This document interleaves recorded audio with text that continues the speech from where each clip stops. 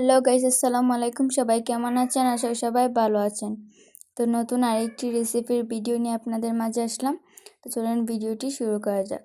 তো আজকে একটি নতুন ভিডিও নিয়ে আসলাম। তো এই ভিডিওতে একটা স্ন্যাক তৈরি আপনাদের সাথে শেয়ার করব।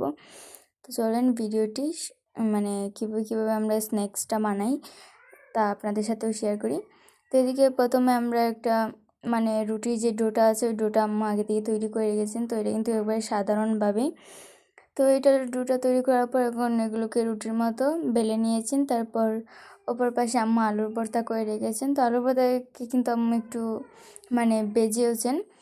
তো ওই আলু ভর্তাগুলোকে এখন যে রুটিগুলো বেলে রেখেছিলেন, তো ওই রুটিগুলোর মধ্যে এরকম ছোট ছোট করে আলু ভর্তাটা এর ভিতরে ঢুকিয়ে দিলেন। তারপর আরেকটা উপর থেকে আরেকটা রুটি দিয়ে এর উপর ঢাকনার মতো ডেকে রেখে দিলেন। তারপর একটা স্টিলের গ্লাস নিয়ে এটা চারদিকে গোল করে কেটে নিলেন। তো আপনারাও কিন্তু এরকম করবেন। আর দেখেন, এটা কিন্তু সহজে জোড়া লেগে যাচ্ছে, আমাদের তেমন কোনো কিছু করাও লাগছে না। তো আমাদের এগুলো কিন্তু একবারে সহজেই তৈরি হয়ে যায়। তো ঘরে অল্প উপকরণ দিয়ে এই নাস্তাটা তৈরি করা যায়। আপনারা কিন্তু ট্রাই করবেন।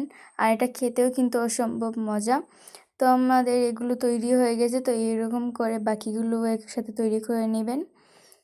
তো দেখেন আমাদের সবগুলো একসাথে তৈরি হয়ে গেছে। তো আরও আছে, তা সেগুলো আর দেখাইনি।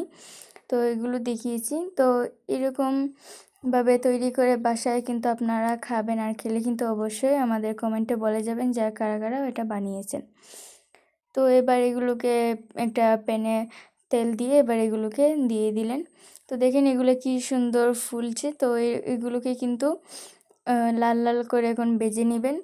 তো এগুলোতে কিন্তু বেশি পরিমাণে আগুন দেওয়া যাবে না। তো মিডিয়ামভাবে আগুনটা দিতে হবে, নইলে ভিতরটা তেমন একটা স্বাদ হবে না, এমনি উপর থেকে জ্বলে যাবে। তো এগুলোকে ভালো করে উল্টে পাল্টে ভেজে নিব।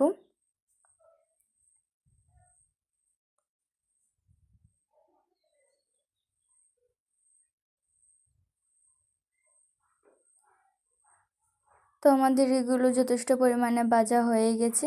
তো এবার এগুলোকে আমরা চুলা থেকে নামিয়ে নেব। তার দেখেন দেখতে কত সুন্দর লাগছে। এটা খেতে কিন্তু আরও বেশি মজা। একদম সহজে আপনারা তৈরি করতে পারবেন, যে কেউ তৈরি করতে পারবে।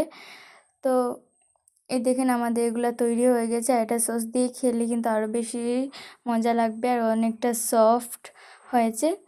তো একদমই জাল ছাড়া, তো বাচ্চারা সহ যে কেউ খেতে পারবে, অথবা বাচ্চাদের টিফিন হিসাবে আপনারা দিতে পারবেন। আর সকালের নাস্তা হিসাবে তো দিতেই পারবেন। তো আজকে ভিডিও এই পর্যন্তই। আল্লাহ হাফেজ।